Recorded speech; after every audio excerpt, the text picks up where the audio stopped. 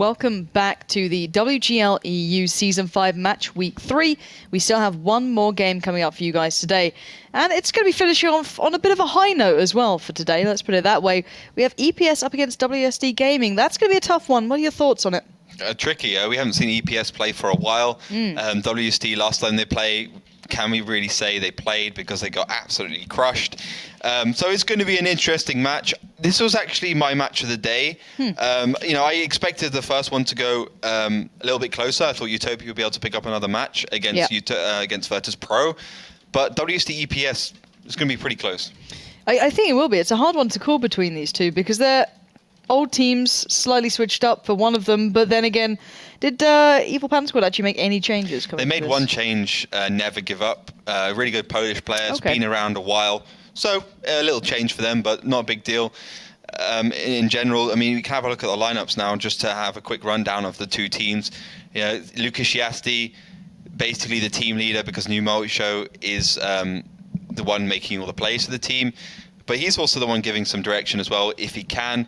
Zagorny, now called Catch Me, Polsved, and Skosmy, Yankees. These are the guys you saw from Season 4. I mean, if we hark back to Season 4, online stage, Evil Panda Squad were great. They took second place. Yeah, they did. They had a fantastic showing. But what do we make of their kind of adaptation into this season, into the new game mode? What are you thinking of the way they're playing so far? Well, the first match we saw them was against Dream Leprechauns, where it was 5-4. So not a great start. That's a 2-pointer because of the tiebreaker rule. Of course, if you guys don't know what tiebreaker rule is, you get 2 points for a win in the tiebreaker, 1 point for a loss if it's a 4-4 scoreline. So both maps played, we go to a tiebreaker map.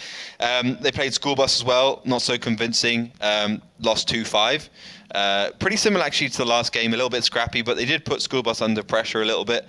So they can be fairly happy with giving some hard times to the Wargaming League Europe's best team. Yeah, and WSD Gaming not quite having a great showing.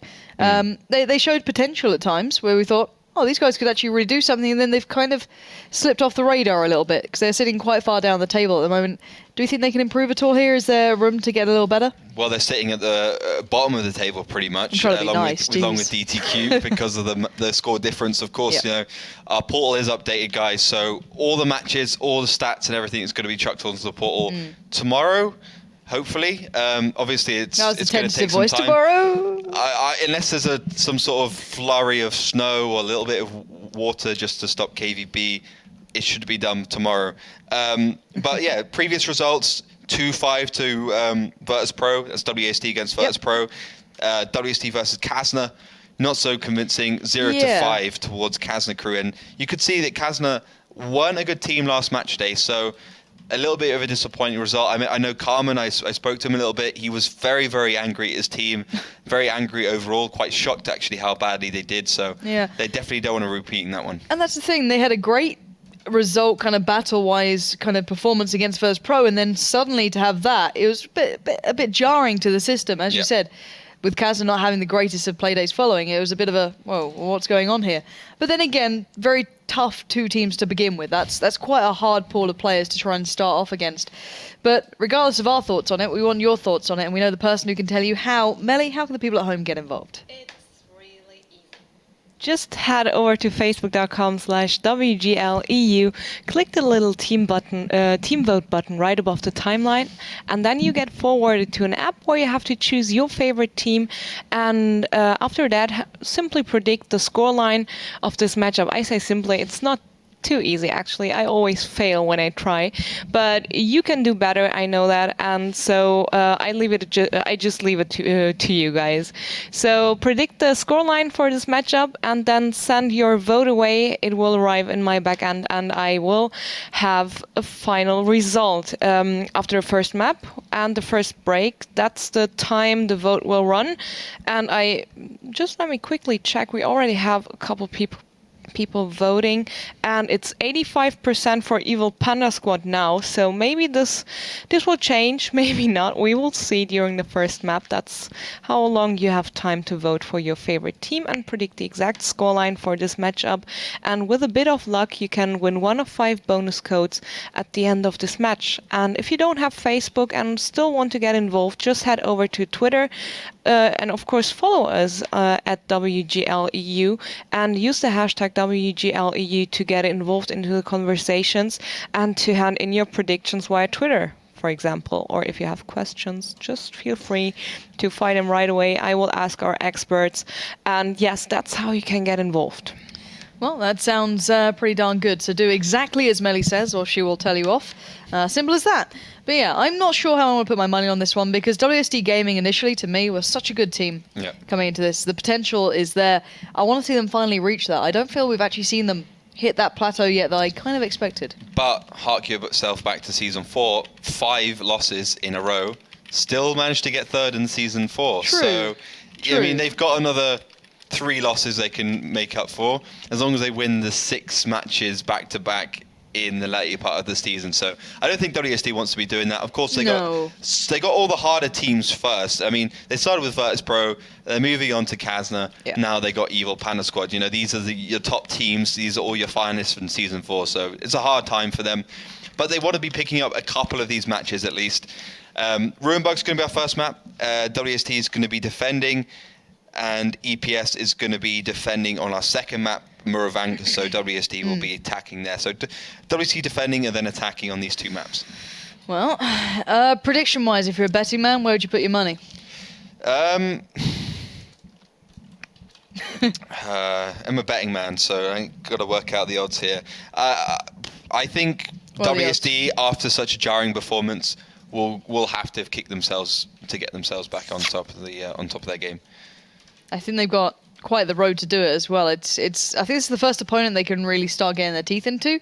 More than I think the other 2 are very, very difficult. You know, even just the fact that playing against, you know, half of your other team, Elian on the other side as well. Now it was quite a hard game for them. So and Ruster to an extent there. So there's certainly rivalry aplenty. So if WSD Gaming can actually pick this one up, it'll be the road to recovery for me. Then they face off against Momentum, and then Wusa following. So not the easiest games in the world, but certainly not the hardest. They've probably got them out of the way, but a very important starting point for these guys. And as first map is Ruinberg, if I'm not mistaken, I'm interested to see how this plays out. We've seen a bit of an adaptation already coming through on this one, that the northern flag or the more northern capture point is near on impossible. People have started to consider one towards the center of the map, or just bringing it back down to what we saw kind of on Cliff, in a way where it just kind of boils back down to the standard way of playing it out. So what sort of play do you think these 2 will probably bring? Well, I was watching WGLNA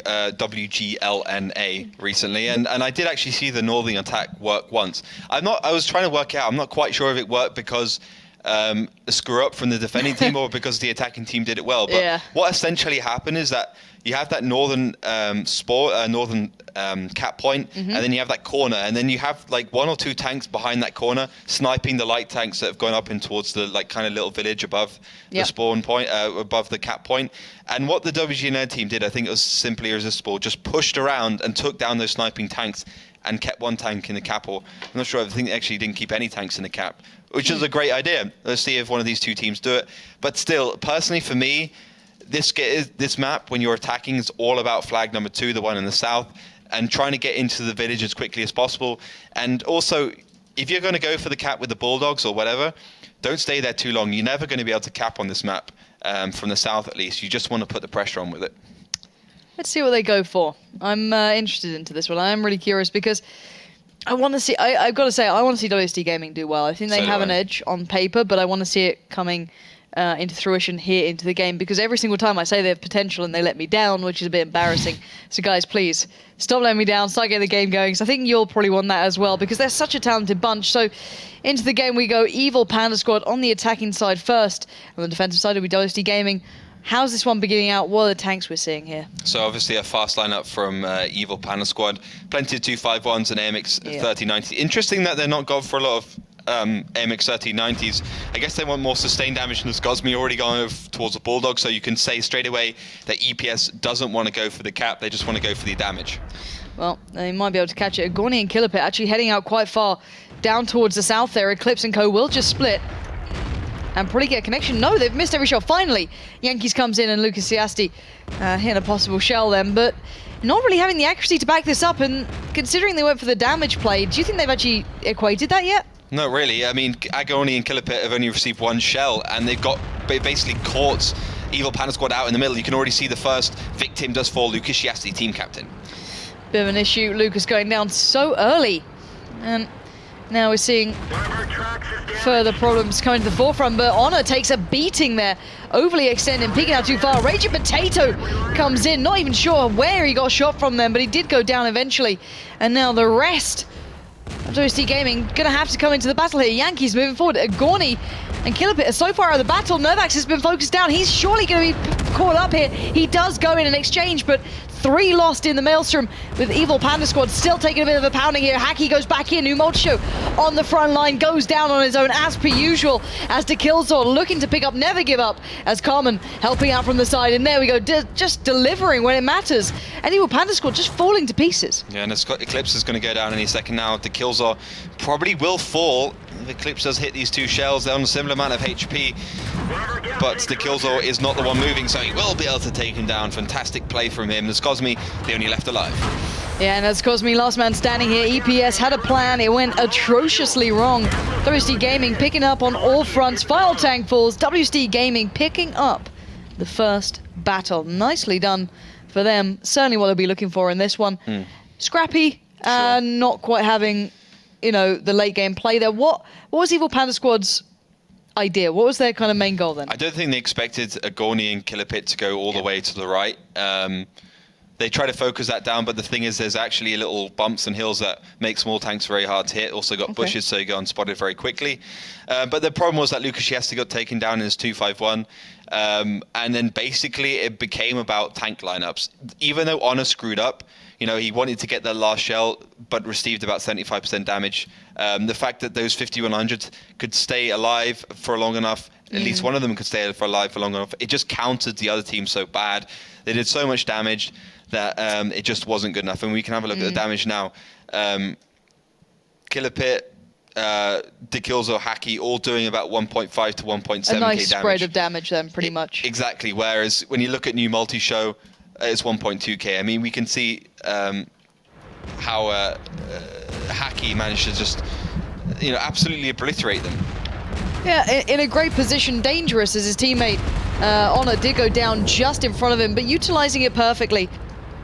And never quite being surrounded, picking up New Mulcho as well. And it's no surprise to see him going down on his own there, just kind of trying to play in that singular position. So all in all, nicely done in the end by WSD Gaming. Is that the start they wanted, do you think? Yeah, perfect start for them. I mean, it's Hacky's and the Dead Zone's birthday, so happy birthday to you guys. So good way to get your birthday underway.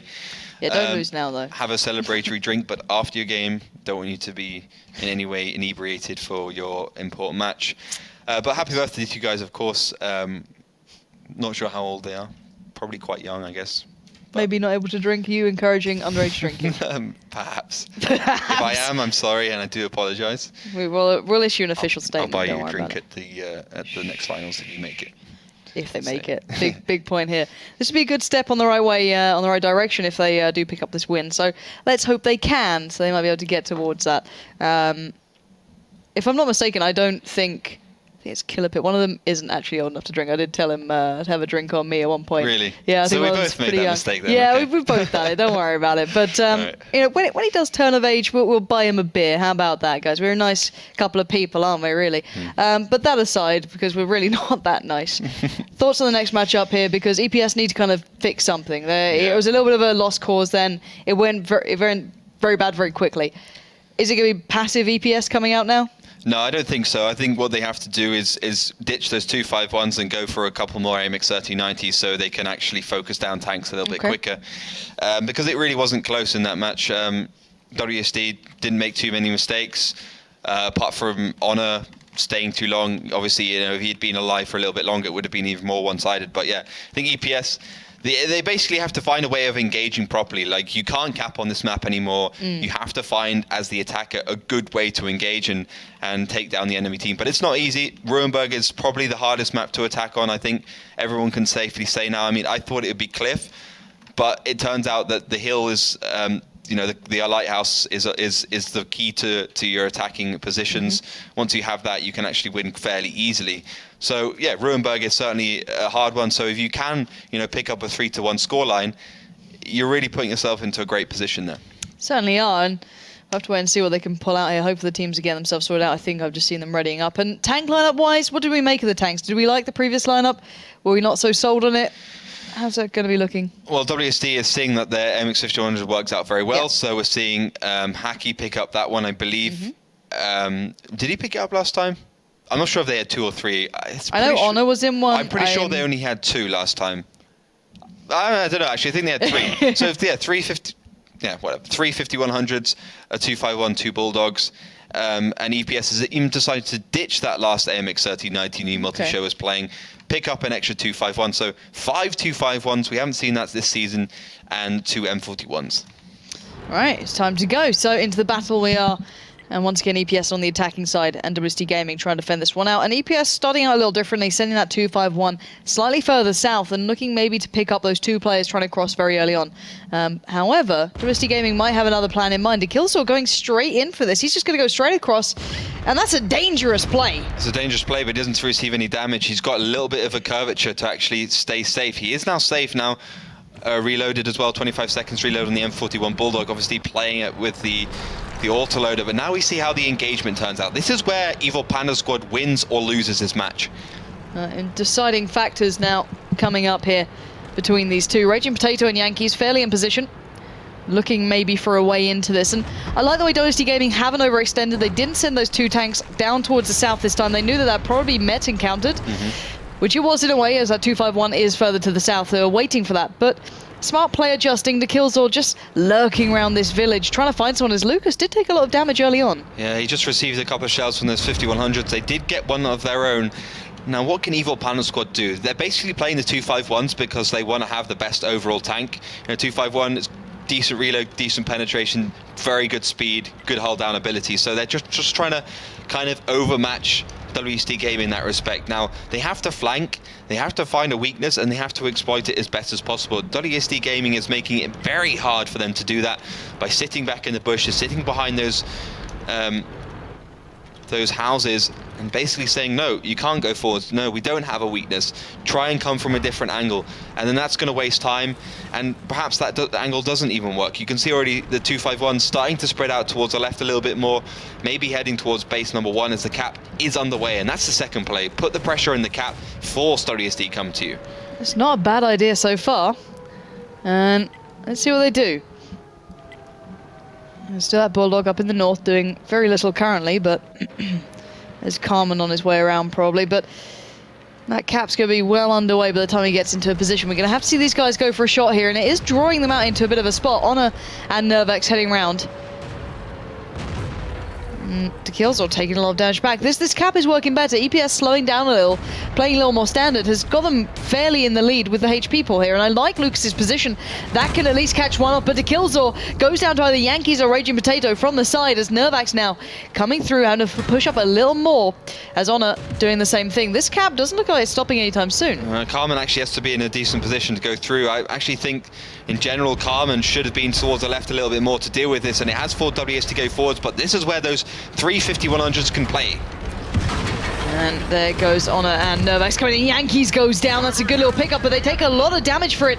Gorny and Co need to cover off. Never give up, and Lucas still on fair amounts of HP. Coming from the back, laying down fire. HP is now even, if not, in the hands of WSD Gaming as Eclipse is so damn low, and the tanks are just falling left, right, and center for EPS. The engagement initially was certainly in their favor, but now I don't think I can say the same. Finally, Carmen does go down. Another tank falls off, 1 for an exchange. Never give half. He is on the most HP as well as New Multi-Show, as you would expect. Look at how look how far New Multi-Show is in the background there. Is he down in the south? Is he AFK? I want to see if he shoots. I think he's AFK or he's disconnected. Because you never know. It's New Multi-Show. WSD Gaming is at the moment cleaning up, and Eclipse and New Multi-Show the only 2 alive. Yeah, I think New Multi-Show might be out of this game for reasons beyond his control. For once. I was about to say, New Multi-Show being so far south isn't hardly surprising, but yeah, I think that's even a little bit too extreme for him. Yeah. Bless New Multi-Show. He has been found, and he will be part of his misery. Eclipse, he can't do much either, and it's gone from bad to worse. EPS tried to make the best of it, but a tank down, even if he did disconnect and such, it's not ideal. And WSD Gaming picking up the win there, obviously. Not pretty, nope. Again. But the initial engagement, take me through it, because it started to look like EPS started out well. They had the cap going, they started to build it, they got some good damage done, they took a tank. Now, where did they lose that battle then? They probably lost on new multi-show being DC'd, but it's always hard to call. Outside of that, it's always hard to call that, but that's just new multi-show being new multi-show. Let's be serious. When is he in those battles anyway? Yeah, he's hardly there anyway.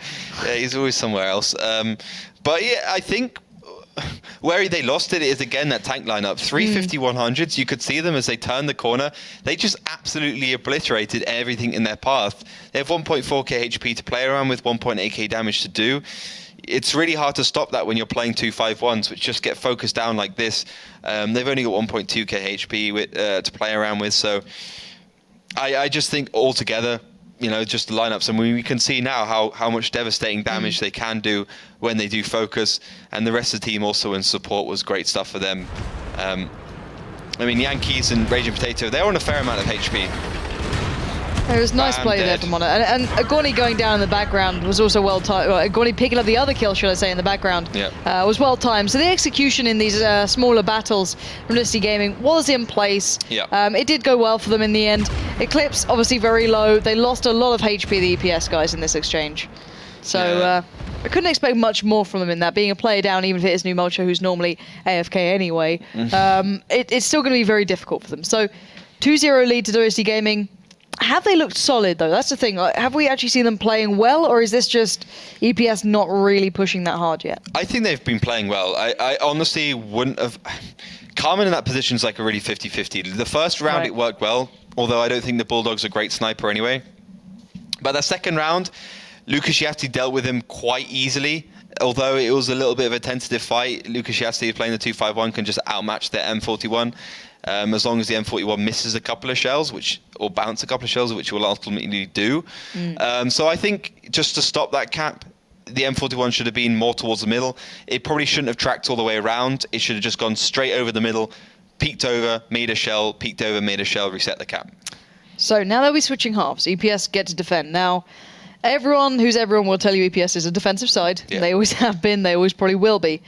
But what can we expect from WASD Gaming on the attack? Do you think they'll also go for the same flag? Because it does seem to be the only one that really provides us with a bit of an even battle. But then you do lose out on the village in a way. Is there an ideal route to take here for WASD Gaming on attack? I think the best idea is to go for that number 2 cap, to go south and just try and execute better than Evil Planet Squad. Maybe look at their lineup a little bit more. What can they do? What kind of damage? I mean, TCM loves the IS-3 on this map. Maybe pick up an IS-3, see what you can do with that. Maybe head straight up the road instead of flanking off. Catch those 50-100s, which Evil Panda Squad will ultimately take on this map, and see what you can do with it. This northern cap is an option, but it's so hard to execute properly on. Lineups are coming in though. 110, so close enough on the IS-3 thing. Double Bulldog, AMX 3090. Double AMX 5100, RU251. So actually quite a substantial lineup coming out from WSD. Got a lot of HP there and a decent amount of firepower with the 5100. And for Evil Panda Squad, it looks like they're on the attack because they're going for quadruple 251, IS-3, AMX 3090, and T37. May not see such a passive EPS. Who knows? That sounds a little aggressive to my taste, but we'll see what they can bring. EPS renowned for their slower, more kind of strategic plays on the defending side. Very cautious, very defensive, very disciplined, but sometimes very boring. But now they can't quite do that. We've seen that the cap starts and they have to respond. And I can imagine WSD Gaming will have to also play that card to get them to peak, to get them to look at this. But we've very rarely seen attacking teams winning on Ruinberg. It's still been a very hard one to crack for any attacker. Do you think WSD Gaming has a shot here? Well, WSD hopefully learned from what Virtus Pro did against them and have a good idea how to do this one. That's actually a very good idea, because they lost to Virtus Pro because of that strategy where they just went all out aggressive and caught them off guard trying to get towards that village. So let's see if they go for something similar here. I'm not sure if they will, and they're certainly not. That's a very different start. Yeah, they're going up north. This is what I've really been looking forward. Can a team actually execute this northern strategy properly, or can they just make it win somehow? WGLNA has it's actually quite hard to say that one, isn't it? It's very hard to say. I'm really glad it's WGL EU that we get to say. It's the L and the A which just doesn't work in my mouth at all. So what do we make of this so far? What are the initial intentions here? Well, a Gorni Killer Pit going forward, that's pretty standard. The two fast tanks going there. But the thing is, Polsved is basically running away, which he shouldn't be doing. Well, it's hard to call. I mean, like, he's not playing the right tank to be in that position to deal with a Gorni and Killer Pit. Okay. The rest of the tanks from WSD Gaming are just behind, supporting Killer Pit and a Gorni. The 110 is just there for its frontal armor. You can already see receive one shell. Gets rid of that shell, doesn't take any damage, and the Killzor is going to be crossing off the flank. And I love this. Like, more and more teams are seeing that they need to use that Bulldog to stop a push from the side. That's really nice, actually, and that kind of sustained damage coming out. You can see the Killzor just shell after shell. It doesn't necessarily do massive amounts of damage, but it's done enough. Average. Yeah, it's done enough to get Eclipse out there on half HP, so it's done the work. The Killzor just can't outstay his welcome. He needs to be smart on this and leave Karma now to pick up the rest, who just peeked in from the slightly more centralized line. However, what do we make of the 110? Why would you maybe pick that over an IS-3 to put into that position? Yeah, the 110's just there for the frontal armor. It'll bounce a lot of things. You got to remember these Evil Panic Squads picking the 251s. They know, WC Gaming know that the Evil Panic Squad loves the 251. 251, not a good amount of penetration. 250 on the front. With heat ammo, so it'll bounce like hell. I honestly don't see a situation where it'll penetrate reliably, maybe 40%. The interesting thing, though, is Nervax and Hacky in those 250-100 sitting back behind those bushes. Obviously, you know, bushes in World of Tanks, if you're 50 meters behind them, they'll act like camo, and even if you shoot through them, you won't get spotted, basically. That's why Killer Pit and Agorni are in front spotting. That's quite impressive, to be fair. It's a smart tactic, and you theorize that this may be a similar tactic we saw from the WGLNA region now coming through, and it looks like it's working. In theory, this works. However, now you need individuals to step up and actually execute. What are we waiting for here? What are we waiting to finally get happening? Is it on again the cap in, or are they looking for maybe a kill here or there? Well, they need to know that Eclipse and Never Give Up are on the rotate, so those 4 tanks, 5 tanks up north can actually push in. The Killzor Carmen may be able to deal with these 2 light tanks because of the HP and the amount of damage they did. In fact, they are going to go in against Polsved. He's on his own. Never Give Up and Eclipse are behind, so these 2 have to engage quickly before they get flanked. Oh, and look at that, the Killzor around the back. He's going to be surprised here. Quickly pushes off, needs Carmen to support him in this one, and they're going to quickly turn around, but the Killzor taking a lot of damage here, and these 2 might have just been outplayed by Never Give Up and such. And there we go, yeah, Never Give Up comes in, takes him down, and now Carmen next on that chopping board, and there's nowhere to run here. Carmen just knows what's coming in this, and well, shell after shell, he goes down, sadly enough, and the play has kind of fallen to pieces here for WSD Gaming. Yeah, they need to take down Raging Potato in the IS-3, although it's going to be down. Agorni does take a lot. Raging Potato responds with a shell of his own onto Killer Pit, and I want to see where those 50-100s are going to come into the equation, because so far they're not doing a lot, but here they come. Well, here we go. It's the push time. They need to get this done. Otherwise, at 1390, the 251 will catch up, and it will start hurting a lot more. Finally, the kills come in. Thirsty Gaming, but they're down to 4 players. Make it 3 as Hacky and Lucas deliver the shells. As Hacky now looking for more, maybe. No, not going to get it. Agorni goes down, and Lucas and his Cosme are just in a 2v2, but in the background, there's a lot more tanks about to arrive, and WC Gaming are going to go down. An Evil Panda Squad just about holding on. In theory, that strategy was great.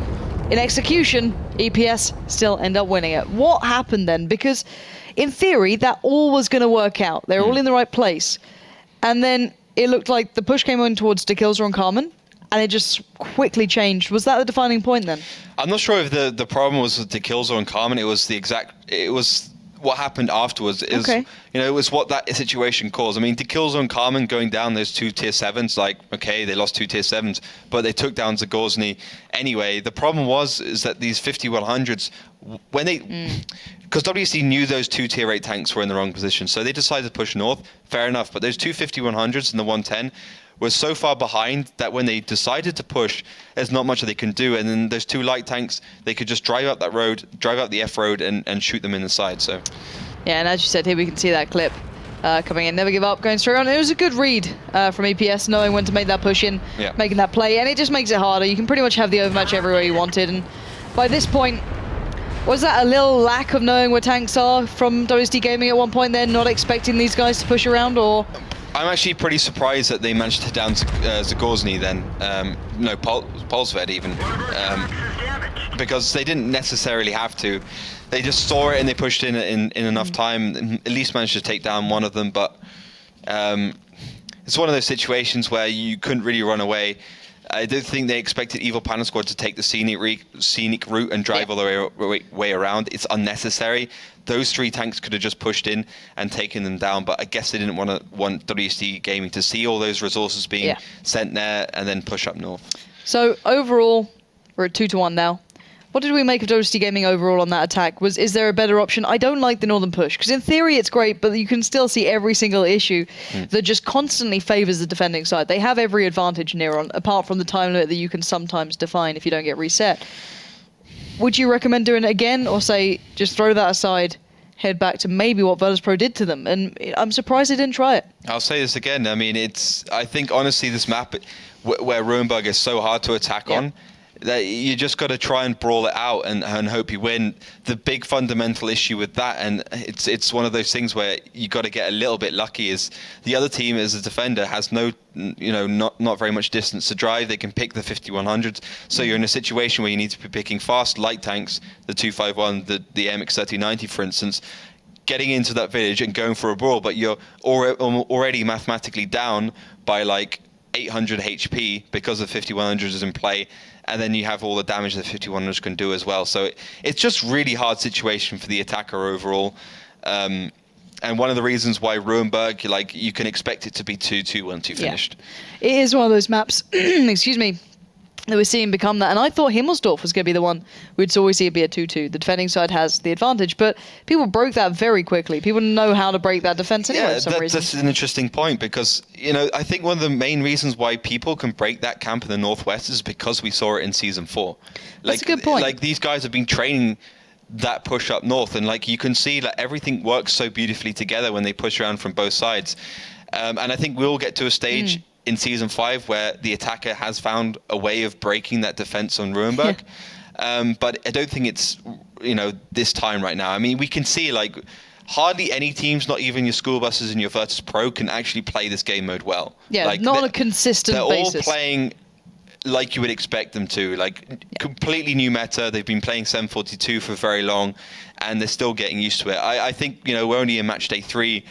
In match day 6 and 7 was where things are going to get really, really tough. It certainly is, and considering we're seeing some teams finding that consistency early on, it's damn impressive to adapt to this sort of play is massive. Let's bear in mind, as you said, their bread and butter for a long time has been a completely different game mode that supports completely different factors to making you win. So them coming into this game type, they've had to adapt a hell of a lot. So even at this stage, you'll see teams getting very close to each other, I feel. We're going to get those 2-2s on maps until they maybe go for an aggressive push. Yeah. And that's just happening because defending, as they've learned for seasons prior, they know how to do it pretty much. And attacking is a lot harder, but as you said, once they get into those match days a little more, get that warmed up feeling, get every little bit of information in their minds, like we saw coming to Himmelsdorf, they'll start providing those results on other maps. And that's when you start seeing the good teams who can attack more than just defend. I think that's going to be the first real deciding factor for me, is who picks up the most attacking rounds. I'd love to look back, and I'm going to make sure I do before we come into the finals of this season, but see who actually picked up the most attacking sides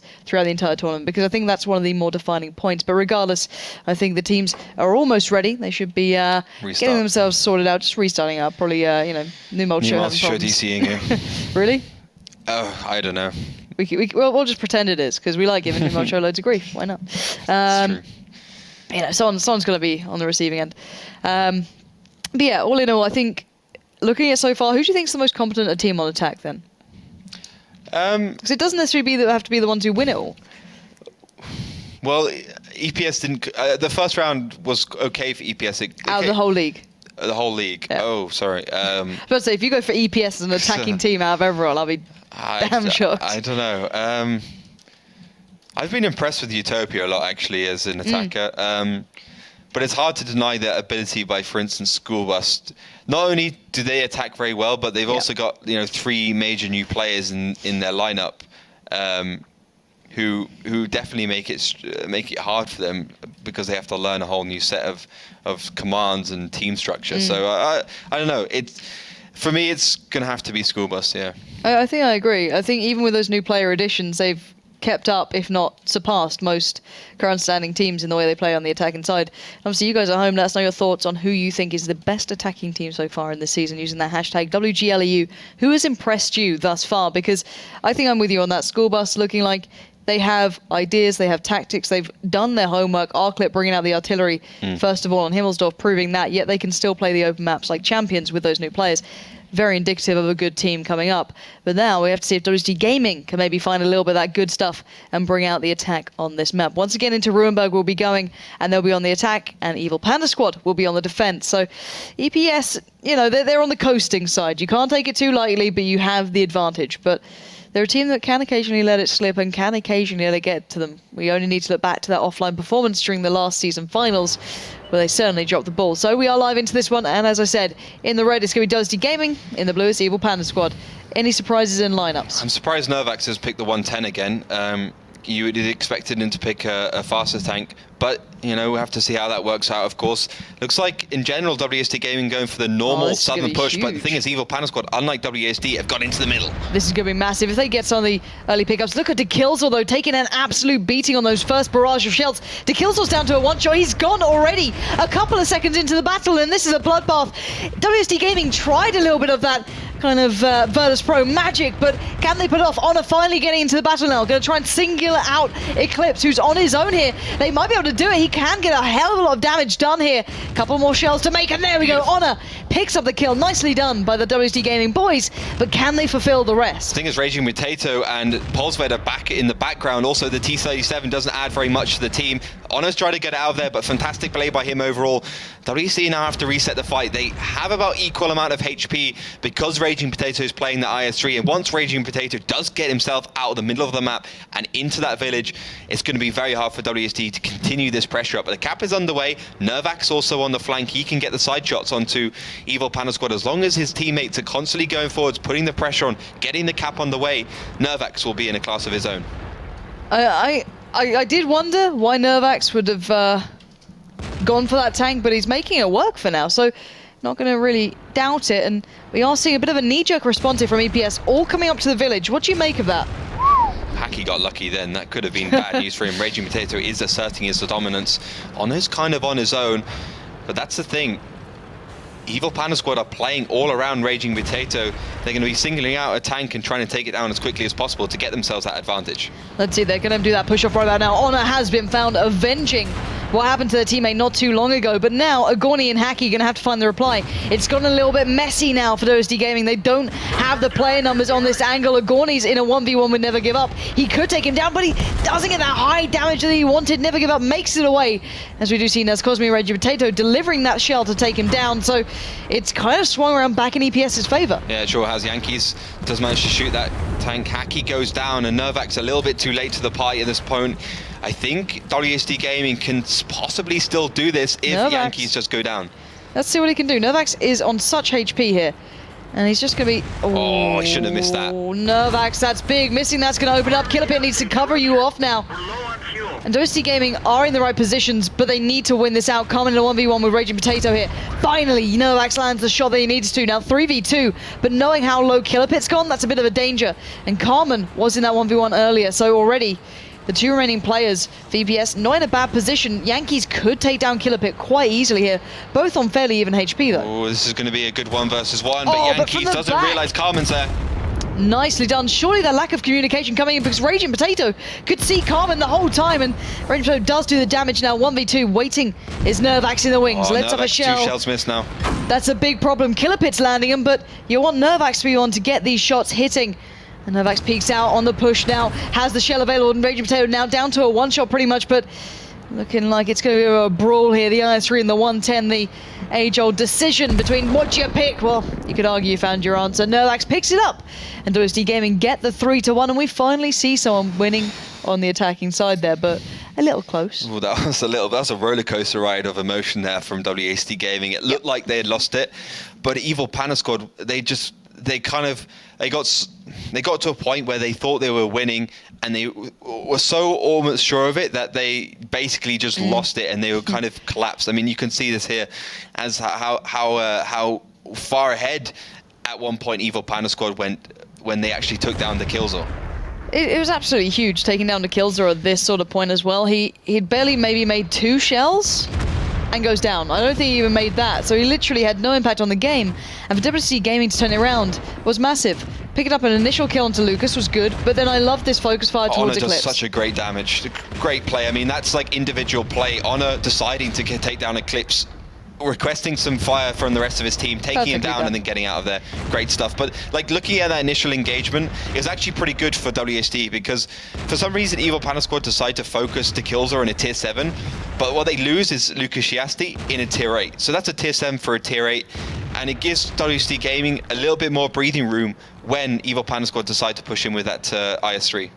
Yeah, and I've got to say I like WASD Gaming's lineup there. The 110 come into play, but the shells weren't certainly hitting there for that 110. Player mistakes coming through.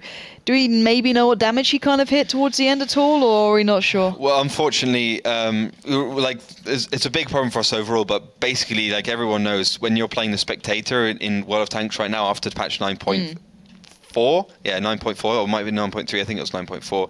Like if you play the Spectator tank or the Spectator mode, you don't get replays anymore. So we don't get any post-match, post-battle reports. We don't get any replays. So we can't really tell you like how much damage they've done.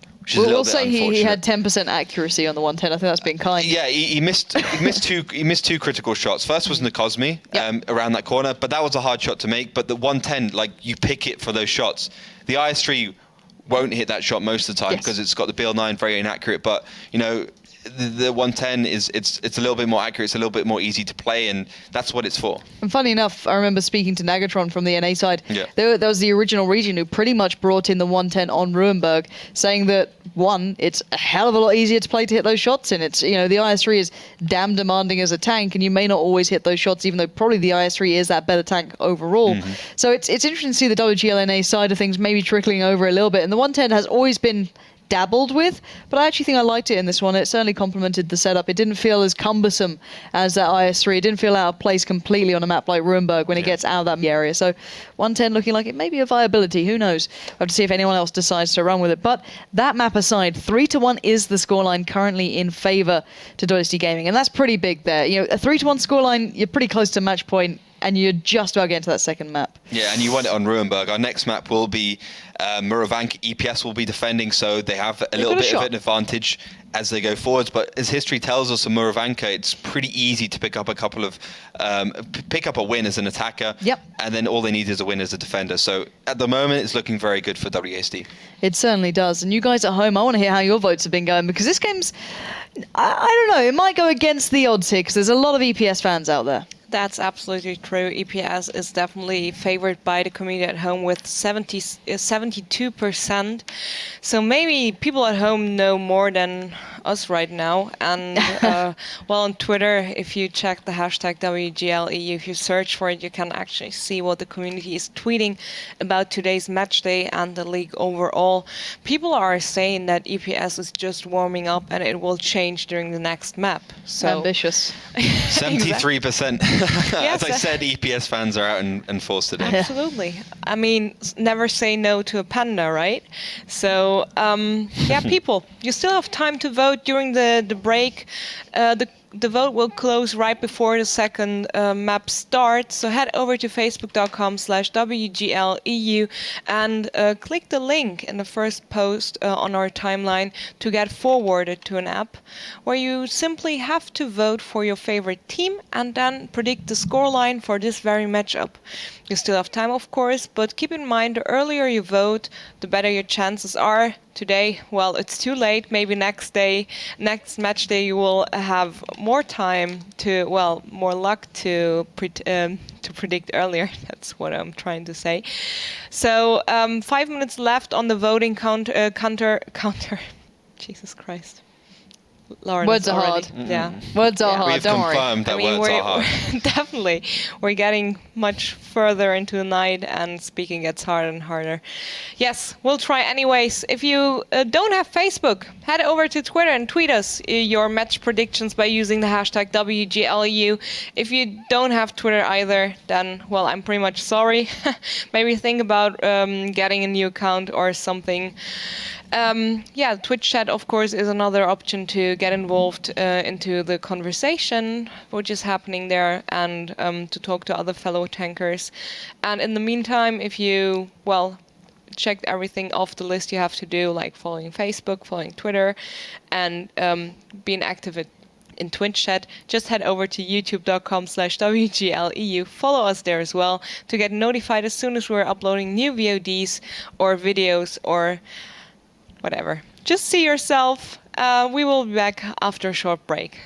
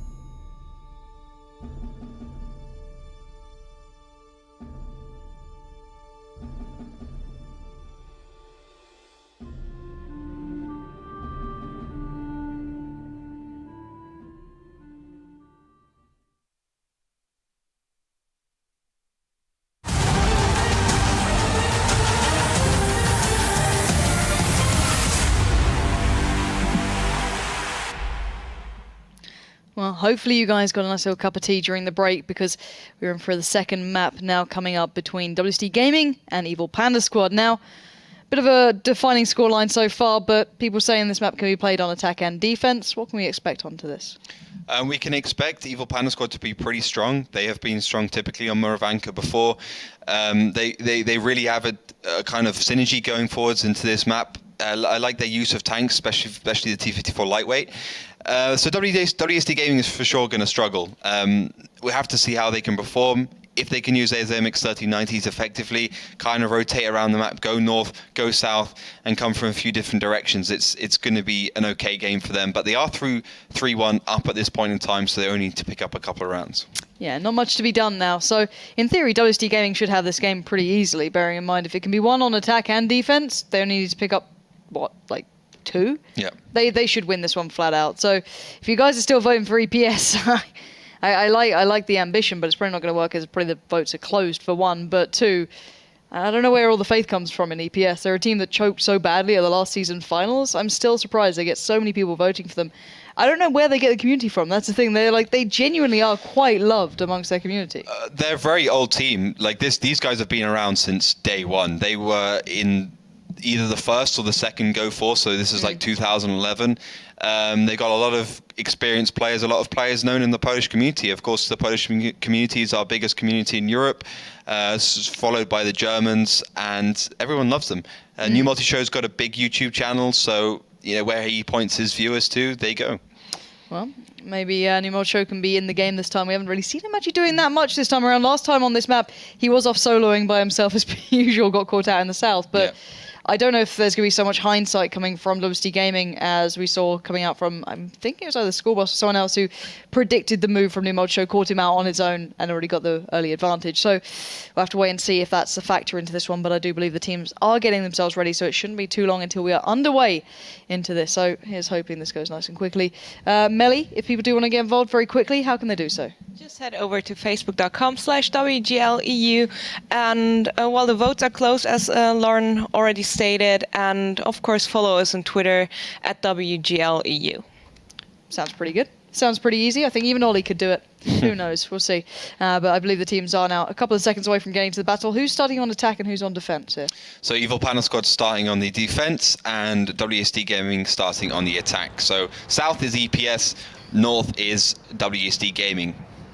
Well, looking at those tank lineups, anything standing out to you that might display what sort of game we're going to be watching? Not really. You got Catch Me, aka Zagorzny, in the T-32. He's just going to be playing hull down. We've seen in T-32 on this map before, so pretty typical. The rest of the tanks on both sides are just going to be a mixture of MX-1390s and 251s, as well as the Bulldog. So DeKilzo trying to get some initial spots out. We saw Evil Panda Squad in their first matchup against Drilling Leprechauns. How they caught Drilling Leprechauns out was going south and looking for that tank which is going spotting. But the thing is, unlike Largo, the Killzor is not going to be so aggressive. Yeah, but the Killzor just about avoiding those shells through the forest there, so maybe gets a little bit of cover coming in. But arguably giving away a touch of the game. But regardless, let's see how these guys respond. EPS do get to go and play that very southern side of things, and they do like to play very southern on that line almost. And we saw that going wrong for them before. Yeah, it actually went pretty badly wrong, because the team just went up north and basically caught them out very badly. But the thing is, never give up in this T-54 lightweight. The perfect tank to be in this position, great hull down tank, because it can take some damage towards the turret. It won't get the shells back because it's no gun depression at all, but it still keep them on their toes. So never give up. Might get spotted here by the Killzor. He just fly past. He's got to make sure he doesn't receive a shell. Does receive that 250 damage shell. It's going to retreat him, but he is playing the tier 7, so at the moment he's just going to be trying to spot them out. I guess on WSD Gaming side, their comms are going to be saying, okay, we know what Evil Panda Squad are doing. We know that they're actually towards the left side. We know they went aggressive at the start, and now they'll probably be resetting. Well, let's see how WSD Gaming play the rest of this one out, because the entirety of these tanks really made no impact on the game so far. We've seen one player in that Bulldog going a little further aggressive down towards the south, gathering that information and kind of finding out where these guys are, where they're not. And they could actually meet each other fairly close by. Nervax is probably going to be the first one to spot these guys out, if not go down. But I'm kind of curious as to why EPS are going so aggressive here. I think they're just trying to cover their angles. On Moravanka, if you get those hills right there, perfect place to defend. Novak does get spotted, and I'm actually pretty surprised that Lucas actually managed to do that. But he does find him, and Yankees Raging Potato are going to be able to collapse on. But look at that, WSD Gaming are on the ball. They're ready and waiting. Well, let's see if Nervax can survive this. There's already 2 tanks moving in, which could be a problem. 2 shells coming through. 1 ram will probably take him down, but does about just stay alive for a second more as he's trying to get the damage in, and finally does go down to Raging Potato. But while all that happened on the horizon that you can't quite see, there is the entirety of WSD Gaming coming over. If you look at the damage done, Raging Potato, Lucas Giastic, Cosme, and Never Give Up all received a lot, and to be honest, that's definitely worth the exchange against Nervax. Nervax did a great job there, also getting the shots into the back of, I believe, Raging Potato in the MX-1390, maybe Lucas Giastic in the MX-1390. So WC Gaming have gained about probably 10 to 15% more HP in that exchange. Yes, they lost a tank, but I think they can push this forwards and possibly be able to grab up a win. What they have to do is avoid that T-32 to the best of their ability, because it's just such a hard tank to take down. It's also not going to be able to do too much damage. The rate of fire is not great, accuracy is not great. They have to take down Raging Potato, then look for the other AMX-1390s and try and wear them down from different angles. The Killzore's already gone south. The T-54 lightweight's out of that position, though Never Give Up does get spotted going back south. Yeah, he certainly has, but in the south, as you said, the Killzore Never Give Up again. It's the head-on-head clash we had at the very start, but this time around, it looks like Never Give Up wants the kill, and I think he's probably going to get that one as he does, claims it for the side, keeping the entirety of his team up and standing, whereas now WC Gaming 2 players down. It's going to make it a bit of a hard choice to attack now. They'll be overmatched pretty much everywhere they go. They still have that T-32 standing in their way. A lot of HP up against them, but there is still a chance here. Once again, losing tier 7 tank, not a big deal, but losing 2, it might be a little bit too much here for WSD Gaming. The Killzore got caught out a little bit there. He should have expected that T-54 lightweight. And I think what WSD Gaming needed was another 10 seconds. If the Killzore got another 10 seconds, he would have been able to push in, he would have been able to get the cross shots, and the rest of his team would have pushed him at the same time. They would have caught Evil Panda Squad in one position. Yes, it's only a Bulldog, but you can still do a lot of damage in that. I mean, you got more burst potential in a Bulldog than you do in an MX-1390 when you add all those shells up, and if they all penetrate, of course. Well, with all that in mind, WSD Gaming have to make their choices here. What do they go for? What do they do? They have 2 minutes and 11 seconds to do it in. An entire team up against them. Seems like they're just trying to work a way out the opposition. No real way in here either. They've not really gained much. The Dead Zone also received a lot of shells trying to peek. I think he got spotted. He's on 272 HP, so a one shot for a T-32. I mean, that tank does 320 average damage. Catch me trying to hit the shells. He won't be able to connect onto the Dead Zone, I don't think, but we're actually seeing a push, a flank coming around from WSD Gaming. Catch me's first target. Well, they kind of have to. 1 minute and 14, they're on the attacking side. They might as well try and attack. Haki goes in, a Gorny, Grom as well. Catch me staying alive for a while, and actually, they're losing players by the numbers to WSD Gaming. This push has gone atrociously wrong. They know this one's pretty much over. Splitting up, doing very little in the way of actually winning this. And, well, they took down Catch Me, and I think that's probably all they're going to take down here, as there's now 3 of them left standing against Neuron, the entire Evil Panda squad. Dead Zone goes down, and this has been a bit of a one-sided affair. Yeah, this is going to be an easy win for Evil Panda squad. Eclipse doing a good job to actually focus onto the Dead Zone, knowing that he had to push forwards as soon as they pushed. But he will go down, but I'm sure Grom will find himself out of this battle any second now. Gorny might be able to do some damage here, perhaps take down Raging Potato, but I think he's probably on reload at this point. 9 shots, 4 hits. Oh no, he's actually come off reload just now, so he might actually be able to finish off a couple of the EPS squad. Yeah, and Grom standing in for Carmen on this map, if I'm not mistaken? I believe so, yeah. Interesting choice to switch up and over. As a Gorny now getting taken from all sides, and a Ram will probably put him out of his misery. Outplayed. Completely finally outplayed. Goes down. EPS back in the game, 3-2 now. And that took a long time, considering they had basically the win for half of that game. Yeah, it took a long time to finish them off, but they kind of knew they could do it. Yeah. But yeah, looking at that tactic, I wouldn't say Evil Panda Squad did anything particularly spectacular. The 2 things they did well, I think Nervax going down was a good exchange for WSD Gaming. The problem was that the Killzore went down. Yeah, let's have a little look back at some of those moments throughout that game and have a reminder as to where the just smaller things went wrong. Nervax getting caught out at the start, a bit of a problem. And Lucas is constantly doing these spots. He did it in the previous match they played. It's damn well impressive how he does this, but regardless, got the spots. Nervax did do a lot of damage before he went down, as did his team. But still, it was a goner from the start, Neron. It's really the story of this match, actually, this round. If WSD Gaming had another 10 seconds to execute, they would have actually been in a lot better position. Like, in that position, if the rest of WSD Gaming had been slightly about 150, 200 meters towards the left, then they would have been able to do a lot more damage to Evil Panda Squad, who were taking down Nervex.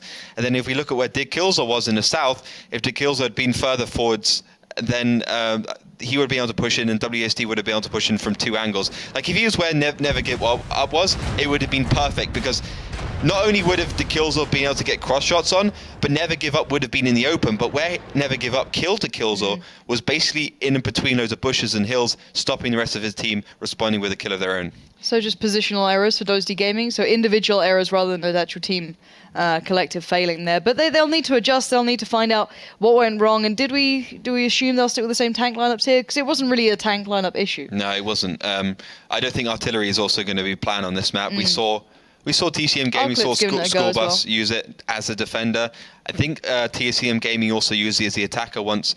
I don't think these two are going to be doing that. They don't really have a good artillery player. Yeah, Eclipse can play artillery decently. The Killzor played artillery back in the day, but generally I think these are going to be sticking with the fast tanks indeed. Double Bulldog, double 251, triple AMX-13, double AMX-1390 from WSD Gaming, and for Evil Panda Squad, the same kind of thing. Double Bulldog, 251, double AMX-1390, T54 lightweight, and that T32. Oh. I see them kind of sticking around the same sort of lineup there. It worked. There's no real reason to adjust it. As you said, defending side can pretty much just say, well, we won, we don't want to adjust. And the attacking side, it wasn't down to the tanks to let them down. It's just a bit of individual play that got them caught out. So this time around, do you think we'll see that aggressive play once again from Evil Panda Squad heading up to the north to maybe try and meet them? Or do you think they'll maybe be adjusted by thinking WSD Gaming might go for a different start themselves? If I was WC Gaming, I would expect Evil Panda Squad to do the same thing twice, and I would just push up north, take where that kind of, I think it's a fish tower, I'm not exactly sure what it is, but it's a fish tower up north, and take that kind of area, take the hills, go a hull down. We've seen that work for other teams, and I think it would work for them as well. Well, bearing in mind, if Evil Panda Squad do actually pick this one up, they'll be back near on tied even with their opponents who were previously leading with 2 rounds to the good. So that'll be a big pickup for them, and they'll be looking like they were getting back on track and denying that match point from their opponents, which WSD Gaming would desperately want to get, because otherwise they might have to go into a decider, which would be pretty disastrous after such a strong start. So WSD Gaming looking to pick this one up quite drastically to get on the match point marker before they go into that defending side to see what they'll have to do. So I think the teams are almost ready. We can start looking into the game ourselves and see what we have coming up here. So 3-2 being the current scoreline. In the north in red, it's going to be WSD Gaming. In the south in blue defending, it's going to be Evil Panda Squad. And are we seeing a similar start, or are they switching things around here? We are seeing a similar start. I mean, that's a sibilance right there. It's pretty hard to say. The kills are going straight across the middle of the map. Going to get spots out again for that Bulldog. AMX-1390 down south, Lucas Yesti. I actually was thinking this. Will Evil Panda Squad do the same thing twice? Because last time we saw them doing the same thing twice and they lost it for that reason. Now they're kind of duking it out. They're perhaps playing the bluff and going up north instead. And only Lucas Yesti back down. So the kills gets immediately untracked there. Has to try and get out of there. But an Evil Panda Squad has to be careful, because at the moment, WSD Gaming, they have that southern place. They're probably going to go for the cap. Yeah, and Lucas always is the one making these shots as well, every single time. Catching someone out here or there, as Nervax he caught out last time, funny enough, and this time around maybe trying to avoid that. But the cap has started, and it is WC Gaming basically saying, we kind of know what you did last time. Yeah, so it's 100% a gamble. Yeah. They gambled, and it's so far paying off, and Evil Panda Squad are now going to have to react to this. Let's see if they can. Interesting route they're taking, starting to go through the village rather than around it for Yankees, and looking like they want to start looking towards that cap, because they do need to stop it. A hell of a lot of cover in this village as well to utilize going forward, as we will be seeing the blue side of EPS starting to edge toward the south and try and get that challenge going. There is a 1390 a little far forward. I think that might be Grom, but 27 seconds, we've seen enough caps kind of slipping under teams' fingers and kind of getting away from them. Yeah. Hopefully they actually challenge here. And Evil Panda Squad don't look coordinated. They don't look like they have a plan. They're kind of just piecing together, kind of winging it. I mean, Yankees can't drive for one. He's first of all hit into Raging Potatoes. Too many beers. Second of all, hit into a into house. Well, in 1995, I think he's a little bit young for beers. At this point in time, peaking from WSD Gaming, they got the cross on. Great play by Dikilzo, the Dead Zone, and Hacky. They've also rotated out of the village, and now they're just going to try and close in on the Polish team. Well, it's going to be a dangerous battle to take in this forest here. They've spotted out one, but I don't know if they expected everyone else to be here in time, but the fire comes in. Dead Zone's trying to make a run for it into the Defilade, tries to find cover. Agoni and Grom will have to provide some support from the higher hill, as Hacky is probably going to go down here to Raging Potato, but the damage taken towards EPS may be disastrous. The HP is fairly even, but WSD Gaming still giving this one a good go. Grom, full HP, Killer Pit as well, but never give up doing the same. Agoni just about avoiding a tank coming flying through as he has one more shell to make now on reload.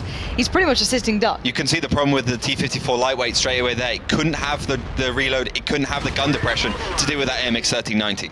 Killer Pit now having to look to try and single out Never Give Up before Yankees comes in, and maybe a little too late at doing that. Killer Pit now held in a little bit of trouble as Yankees going to have to crest over that hill. He doesn't take down Hacky though. Yankees just going to come off reload. Probably going to take down Killer Pit. Unluckily, Killer Pit didn't have the reload to deal with that, but DeKillzor is now in the game. Well, now it's a 3v2, bearing in mind. DeKillzor's still on good HP, fairly even to catch me. Grom near on sacrificing himself, but actually gets a kill picked up off the back of it. So now Catch Me 1v2. Can he do this? Ooh, he's in a T-32. Very hard for a Bulldog to deal with. 1.5k yep. and then 1,550 on that T-32 in terms of overall HP. Agoni also playing the MX 1390. They have to try and catch me in the middle of these two tanks and take him down that way. That's something hard to say. Catch me out. Catch me out. Catch me if you can catch me. But DeKillzor at the moment scampering away in that Bulldog. You'll have absolutely no chance to actually catch him. Yeah, and they can get the cap on if they want to and start doing things. They have the attacking side. That's one bonus here, and try and do something with it. And Agoni's going to go to the furthest cap away and get that started. And DeKillzor is just going to basically put himself between him and Catch Me, and he's going to stop him from doing that. 2 minutes and 50 seconds. In theory, at least. 120 seconds it takes to cap on this team battle mode. So in theory, as you say, there is enough time to do this, but it's really going to be all about how DeKillzor hits these shells. It's a very hard game. Theoretically, a T-32 has a good chance here. It does. DeKillzor doesn't have reload yet either, so okay, trying to speed up the cap here. Yeah, they're going to speed up the cap for as long as possible. DeKillzor's going to disengage and then go for that T-32. We'll have to wait and see. DeKillzor already hitting 1.5k damage. He's going to have to look to near on double that if he actually wants to take him down, but he just needs to slow him down more than anything. Stop him decapping. 25 seconds, it's going to be close, to be fair. There's the other equation as well. The other thing we have to take, the other variable, does Catch Me have a fire extinguisher? Because the great thing about that autoloader, the Bulldog, is it's got 10 shells. The probability of you setting this T-32 on fire, which has a high percentage of fire chance anyway, like 30%, is extremely high. Well, here we go. 8 seconds left on the cap. Catch Me needs to land this shot, otherwise it's going to be GG. He does get to DeKillzor, at least damaged slightly. Agoni makes a shot, but now at 1 minute and 42, the time limit is going to be against WSD Gaming as they stopped the cap. DeKillzor now has to be ready for the challenge and actually take him down. He's going to be up on the hill, not spotted out just yet by Catch Me, and this could take him by slight surprise as Agoni was spotted, but 1 minute 27, Catch Me edging up so slowly here. Ooh, this is dangerous stuff. DeKillzor trying to peek. It's hard for him to penetrate the front. Agoni's now going to start coming around the side, and it's going to come from both angles here. Catch Me missing his first shell. Well, DeKillzor didn't. He needs to keep landing these. He needs to pretty much land everything and make it viable. Now it's a 1v1. Catch Me up against DeKillzor. Catch Me might not get reload. He doesn't. DeKillzor claims it, and WSD Gaming get on match point. That could have gone badly. Very badly. As soon as Agoni went down, I was like, oh no. DeKillzor, I mean, like, DeKillzor theoretically had you know, one more shell. One more shell he could take from the T-32. T-32, of course, 320 average damage. But if you put 25% out, it can almost hit 400 damage. It can hit 400 damage. So he got pretty lucky there. But overall, an MX 1390 and a Bulldog, both hitting their shells, both penetrating all their shells, it will take down that T-32. And I don't think Catch Me could have done a better job than that, though. Yeah, he did everything he could. He stopped them getting the initial cap on, which was their first plan. And he almost had the challenge. So let's have a little look back and see how that went down in at least the start of it here. Which it was a bit of a tough battle between these two. No one kind of came away with the massive advantage, but it looked EPS kept up here for quite some time. But then the reason why WSD Gaming came away with one more tank is not only because they play better, but if you look at the lineup between these two, right? WSD Gaming just had more damage. They had the MX 1390s. they had the 251s, whilst Evil Panda Squad, they had that T-32 for sure, a great tank, but in these situations when you're brawling, doing as much damage, you don't want the T-54 lightweight, you don't want the T-32. The T-54 then, it would have been able to take down that MX-1390, but it didn't have the gun depression to do it, whereas a 2.5 would have done. And that's the thing, when you're in these situations where you just want to be able to shoot the enemy team, you want it as flexible a tank as possible. Yeah, sadly enough, not quite being able to utilize the train, and I'd be very interested to know if WSD Gaming kept that in mind, trying to bring the battle towards that forest to try and utilize the terrain to their favor rather than their opponent's tanks, as they will be able to know their opponents which tanks they're running with. I'd be very interested to see if they said, well, the best battlefield for us would be in that forest with these kind of slight, hills and these kind of deflates where that gun depression will come into effect, and where that T-32 probably won't be able to get to for some time. We'll basically have the overmatch, even if we're a tank down at the start. So it may be a question to ask WSD Gaming if they actually kept that in mind, because if they did, that was quite smart for them to actually take the fight there rather than anywhere else.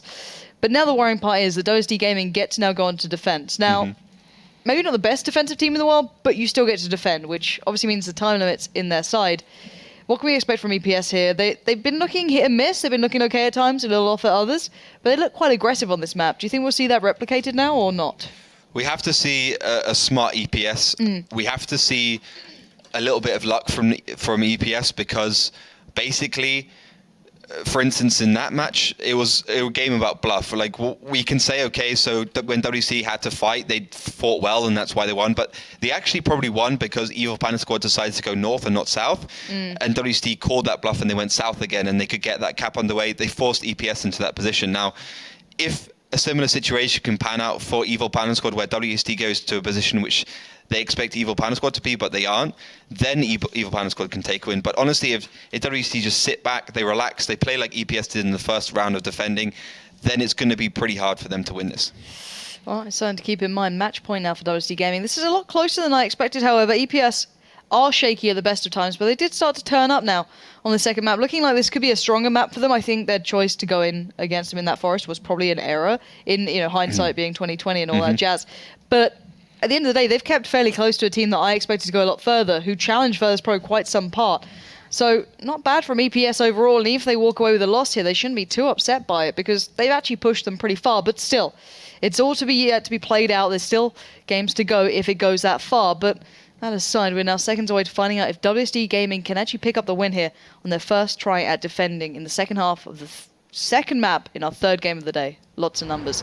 Let's get into the game. And as saying, in the north in blue, it'll be EPS on the attack now. In the south in red, it'll be WSD Gaming trying to defend. So what sort of beginning? What sort of tanks?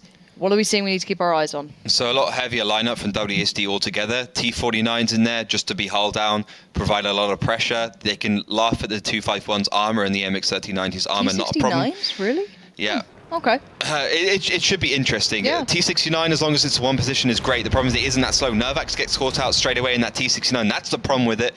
But it should just be about okay. You've got the M44 as well coming out from WSD Gaming. Killer Pit's going to be playing that one, so he has to be back defensive and trying to hit those shells. But at least WSD Gaming has survived that first initial onslaught by the Pandas. Yeah, nicely done that. And let's see how this one now pans out. 6 minutes left on the board. WSD Gaming running with the RT as well. One hit already come out for Killer Pit. Are we liking the choice here on this one? Well, School Bus used it. It seemed to work out okay for them. Partly to some luck, but definitely for some skill as well. You can also look, Killer Pit is only about, say, 250, perhaps 350 meters away from where he's having to shoot, which makes it easier for that M44 because it is such a terrible gun in terms of accuracy. But not very far away, easy to hit, also great firing arc, great reload. He's got plenty of times to actually make those shells and do the damage. At the moment, Evil Panda Squad's playing into WSD Gaming's hands. They're sitting back, they're allowing themselves to get spotted, they're not making the move.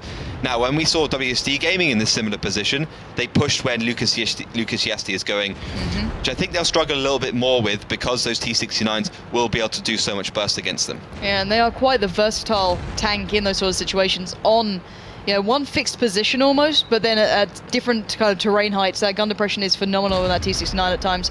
It can really start getting that reach going. So I'd be interested to see how this now plays out. We do have Eclipse, I think, splitting off on his own down towards the south, maybe looking to apply a little bit of pressure, push these guys out of position. It is only a Bulldog at the end of the day, so they just kind of push him into this and see maybe what we can get. Is this a worthwhile play to try and maybe split them up a little, get an early bit of damage, or...? Just try and pinch them in. It's, at the moment, a pretty good play because unlike Evil Panda Squad, WSD Gaming doesn't have a T-54 lightweight. They're not committing anything down south. So, yeah, it's going pretty well. You can see Killer Pit at the moment, it's 2 shots, 950 damage. Of course, that gun does 700 average.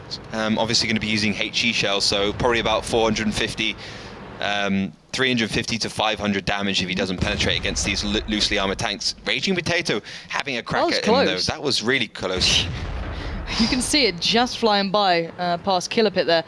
But to Killzor, just backing away, and these shots are getting quite close. Eclipse is starting to let loose, and surely the Dead Zone's like, where the hell are they coming from? And he suddenly realizes it's not from where he thought it was, and he's in a little bit of trouble here. He can't really get too far away. They can't really warrant sending someone to deal with him, and those T-69s won't be able to traverse that ground all that easy. So the Dead Zone, what can he do? He's just got to sit it out and wait until Eclipses come off.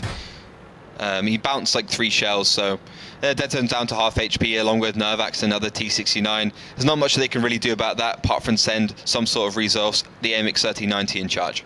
Well, let's see if they do it, and actually they're doing exactly that. Killzor and Grom pushing out towards him. He's on reload. This is going to be nicely timed. They should be able to get a clean kill without really receiving much damage, but wait and see if maybe EPS make a counter play, and they are starting to muster themselves together. Is that the best idea here? Well, they have to do something. This is their opportunity to push forwards. The thing is that AMX 3090 and the 251, just as we saw previously when EPS was playing the same position, when WSD was playing the same position, that they can get the side shots on and they can actually defend from that place. But the new multi-show never give up the AMX 3090, starting to head forwards and try and focus on to any low HP Nervax. But do you think they can really get over that hill against a T-69 like this? Would they take damage? They'll take so much damage. The MX 3090, like 2.8 seconds between shots. T-69, 2.5 seconds between shots. So he'll always win that engagement, especially when Killer Pit's there in support. Beautifully done. That is a nice combination to have the T-69 just to hit him on the crest and then Killer Pit to land the shell. And he knows there's more there. Don't get me wrong. I think he'd probably go for more if he can. And slowly but surely, EPS's options are coming to a halt. They don't really have much left here. What is their best plan of action if you could theorize it?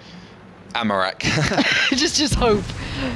Yeah, I'm not sure if they really have much of a chance right now. You can see the pressure put on by Killer Pit. He's constantly doing damage. He's constantly, keeping them on their toes. They can never stop. One weakness WSD Gaming has right now, they know they're at an advantage. They have so much more HP to play around with, but they're not pushing. They're allowing Evil Panda Squad to have a little bit of the map to play around with whatever they want to do. Try a different tactic, come from a different angle, and that could be the downfall of WSD. Well, let's see if they actually go for it. Numocho is going to crest the hill. He's going to go straight and bait it out, back away, let the rest of his team go, moving in towards Haki. But oh my word, Yankees goes down in an instant. Lucas can't do much but die in the fire. Just covering off Haki is sensational. He's still alive here just, but look at the amount of damage that WSD Gaming has been able to inflict towards EPS just during that 30 seconds of a push. It's absolutely unreal. More damage comes in from the back lines as now just one man stands. And as Cosme, he's down to just kind of just charging in here, trying what he can do, but this game was over from the start. WSD Gaming looking very solid with this sort of tactic, and the Killzor gently putting him out of his misery at the end there, and that's your match point. WSD Gaming picking up the win. Nicely done, and step by step, they just played it rightly then. Yeah, they did everything right. They didn't really make any mistakes. It was a ballsy play to send the MX 3090 and the 251, so obviously down to take down the M41. I think a lesser team would have made that play, but they calculated what they had to do and they made everything work for them. So yeah, I can't really fault them on that round at all. I liked it. It planned out perfectly for them. WSD Gaming. Attack looked a little shaky for them, but they seemed comfortable on defense. It looked like they maybe worked on their defense more than their attack with artillery in play as well, which certainly did complement well with those T-69s. I did like that indeed. And do you think maybe we'll see more T-69s popping up on this map, or is it more just to suit that map and just in that situation? It's pretty funny. The T-69 has gone from like the most picked tank when it was first introduced to like a tank we don't see that much of anymore. Of course, we don't have mines, so T-69 is really not capable there. Abby. Yeah, Abby, exactly. All those kind of maps, yeah. T-69 is not so capable. It's not fast enough. It's too big. It's too cumbersome. But when you don't really have to move around, it's great. You could see that the amount of burst damage it does when it had to deal with that push from an Evil Panda squad. It's great against the AMX 3090s if they've received one shell, because they can one-shot them with the 4 shells. I think a good pickup for them. I mean, I think an AMX 3090 would have worked equally well, though. True. It'd be interesting to see if anyone else goes for the T69 choice going forward and see maybe if they like that style, try it out a little bit. But overall, how are we feeling these two teams are starting to shape up now? Because this is, I think we get into the part of the season where we can start judging a little harsher because they've had time to adjust a little more and they should be getting themselves worked into where they want to be. Thoughts on these two and how they played today? I think every other team, I think WSD Gaming has stepped their mark up 100%. They're a different team when they fought Kazna Crew. They're a little bit better than when they fought School Bus, so they've definitely got themselves into gear. They haven't collapsed, they've trained, and they got their stuff together. Whereas Evil Panda Squad, I think they just got outclassed. A lot of teams will fall on the wayside as we go into 754, and I think Evil Panda Squad is in danger of that now. I mean, they've won one tiebreaker against Drooling Leprechauns, and we remember that one. Could have gone either way very easily. They lost already to School Bus 2-5, and now they lost to WSD Gaming 2-5. So EPS is looking a little bit dangerous right now. I think they have to get themselves together, have to think about those pushes a little bit more, and be a little bit less unlucky because of, for instance, new multi-show disconnecting on Ruinberg is not great. Yeah, a little unfortunate, but the problem is now they are so far down that table. They're down there, amongst the DTQs around the Leprechauns who also struggled against them, but it's a horrible position to be in, but a good win for the WC Gaming. They needed that, to be fair, and it's so strange seeing teams like Kazna and Momentum, people who've been playing quite well, still fairly down these tables. You forget there's so much talent in this sort of map pool, this sort of standings and the team pool we have here. But overall, we've had a lot of teams in the lower side of this today coming through and picking up some wins. For you, who's the most impressive there out of the bottom 4? Who's got the most potential to rise up? I think WSD Gaming has been very impressive this round. Drooling Leprechauns look like they got their act together. Yep. This match day, they lost, but they looked like a better team. Yes. Capable of beating, for instance, Evil Pan Squad, who are only one match ahead. But if we look at that table, I think generally from kind of 5th place down to 10th place, I think we'll see very alive standings for the whole season. Yes. I think that's really everything's going to happen. I mean, we can kind of say, okay, School Bus, Virtus Pro, GG Well played. And possibly, Utopia, Russo, or TCM Gaming will kind of take those four slots, right? Yeah. But then everything else is really open for it. And, the top 6 teams, of course, qualify for the offline finals, Season 5 finals. So we got a few slots open, and I think it's going to be very interesting. We're only match day 3. We got a lot to look forward to, I have to say. Yeah, there is a lot more games coming up. But before we start getting towards that, let's head over to the social media section with Melly and tell us, how did the guys do at home? Did they get it right again, or were they wrong? Yes. One of the first times ever this season. People, you let me down. I had faith in you. Well, you had faith in the Pandas and they let you down. So I think it's kind of fair. Well, the vote stopped at 68% for Evil Panda Squad right before we start with the second map. So it was there was hope in the community. There was hope left. And sadly, didn't work out this time. Congratulations to the 5 people that actually got the end result right. And I will, of course, announce them a bit later on in the comment section below that very posting. And, thank you very much for getting involved, for taking part in our votings, for tweeting using the hashtag WGLEU, and being active in Twitch chat. It has been a pleasure for me to work with you. And, follow us on Facebook, on Twitter, on YouTube. The VODs from today will be up tomorrow. And, see you on Monday. Oh, she's taken my line.